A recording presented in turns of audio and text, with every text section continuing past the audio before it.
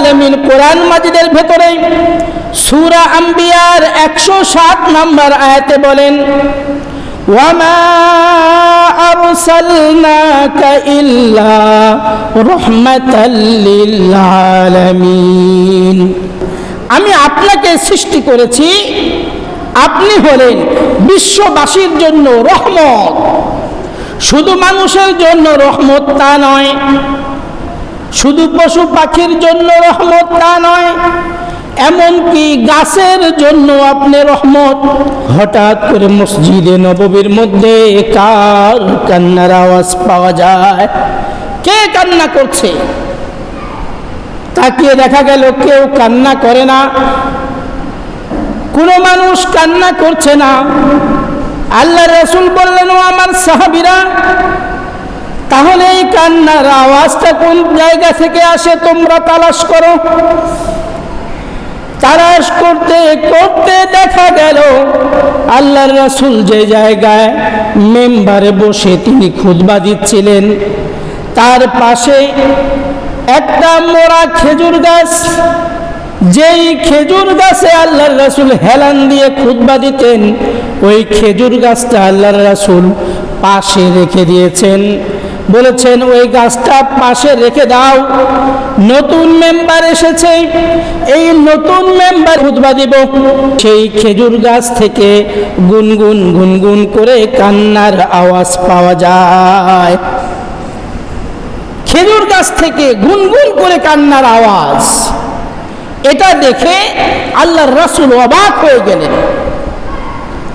আল্লাহর রাসূল ডাক দিয়ে বললেন, হে খেজুর গাছ, তুমি কান্না করছো কেন?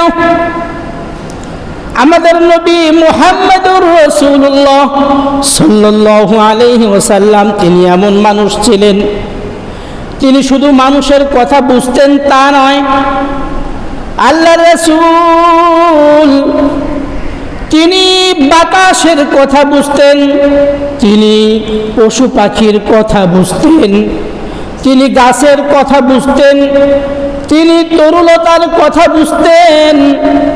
আল্লাহ রাব্বুল আলামিন আল্লাহর রাসূলকে এই ক্ষমতা দিয়ে দিয়েছে। এবার আল্লাহর রাসূল ওই খেজুর গাছকে ডাক দিয়ে বললেন, হে খেজুর গাছ, তুমি কান্না করো কেন? খেজুর গাছ বলতেছে, হে আল্লাহর হাবিব, আপনি যখন আমার গায়ে হেলান দিয়ে খুতবা দিতেন, তখন আমার এত ভালো লাগতো ইয়া রাসূলুল্লাহ। আপনার পবিত্র শরীরের স্পর্শ যখন আমার গায়ে লাগতো, তখন আমার এত ভালো লাগতো, কিন্তু আমার মনে হচ্ছে আমার সেই আনন্দ ঘন মুহূর্তটা খতম হয়ে যাচ্ছে,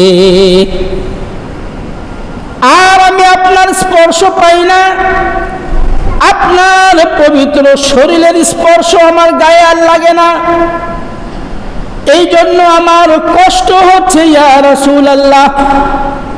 আমি সেই কষ্টে কান্না করতেছি আল্লাহর হাবিব। আল্লাহর রাসূল বললেন, খেজুর গাছ, তুমি কান্না করো না, আল্লাহ যখন আমাকে জান্নাত দিবেন, তখন আমি তোমাকে আমার সাথে জান্নাতের মধ্যে নিয়ে যাব। সুবহানাল্লাহ। তাহলে ওই খেজুর গাছটা হলো জান্নাতি। আল্লাহ রাব্বুল আলামিন কোরআন মাজিদের ভেতরে সূরা আম্বিয়ার 107 নম্বর আয়াতে বলেন, ওয়ামা আরসালনাকা ইল্লা রাহমাতাল লিল আলামিন। আল্লাহ রাব্বুল আলামিন বলেন, আমি আপনাকে সৃষ্টি করেছি, আপনি হলেন বিশ্ববাসীর জন্য রহমত। শুধু মানুষের জন্য রহমত তা নয়, শুধু পশু পাখির জন্য রহমত তা নয়, এমনকি গাছের জন্য আপনি রহমত। আর এই জন্য ওই খেজুর গাছটা আল্লাহর রাসূলের সঙ্গে জান্নাতের মধ্যে থাকবে।